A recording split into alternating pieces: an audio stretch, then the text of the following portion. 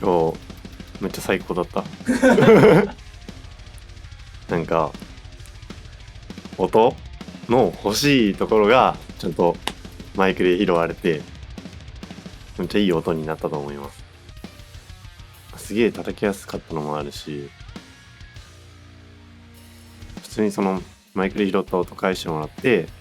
その音で普通に音いいわと思って。普段はアーシスっていうバンドでギターやってます。そうですね。現場に言わせたのも初めてだし、なんかマイキングとかもなんか初めて生で見ましたね。なんか本当になんだろう、生感っていうか、なんか本当にダイレクトに音のクリアさが伝わってくるというか、単純に本当めちゃめちゃいい音だなと思いましたね。長谷成樹と言います。今回ドラムのレコーディングをしました。マイクプリはすべてディスクリート8のディスクリートのマイクプリを使いました。アンテロップから出てるバージとエッジという2つのモデリングマイク今回使ったんですけども、バージはもう音を聞いた瞬間もうとてもナチュラルという風に感じました。例えばノイマンとか赤毛のペンシルタイプのコンデンサーマイクはカリカリしているって印象ですね。もうバージはナチュラルでした。エッジはですね、これはストレートに、音を聞いた感じ、かなり太いマイクという印象です。なんというかマイク自体の性能がめちゃくちゃいいなっていう風に感じました。かなりナチュラルで、なおかつかなり太いというような印象を受けました。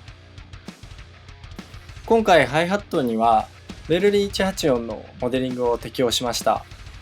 今は5種類、バージ含めて6種類ですけども、それを1つずつ切り替えたときにハイハットは184がしっくりきたのを選びました。ライドはレイバーグ6を選択しました。これもマイクのエミュレーションを切り替えていって、そのマイクがですね、一番しっくりきたんで選びました。オーバーヘッドは414ですね。ビエナ414を選択しました。87とか67とか、ビエナ12とかですね、切り替えていったんですけども、やっぱ一番しっくりきたのが414で、いろんなエンジニアさんが414をドラムのオーバーヘッドに採用しているという感覚っていうんですかね。それが再確認できたという感じがしました。でバスドラにもエッジ立てまして、これはもう47FT 一択っていう感じでしたね。やはりなんか楽器に対するちょうど欲しいところっていうんですかね。今回かなりマイク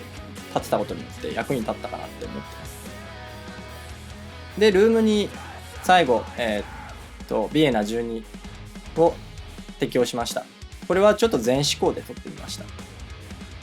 なんと言いますかね、エミュレーションをかけた瞬間に、レベルが上がるような感覚がありました。これは多分、ヴィンテージの、マイクのその特性ですよね。よく言うのが歪みというか倍音というか、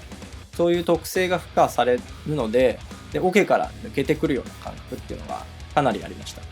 エミュレーションをかけることによってなんかさらに音が良くなるというか、かなり抜けが良くなる感覚っていうのはすごい感じました。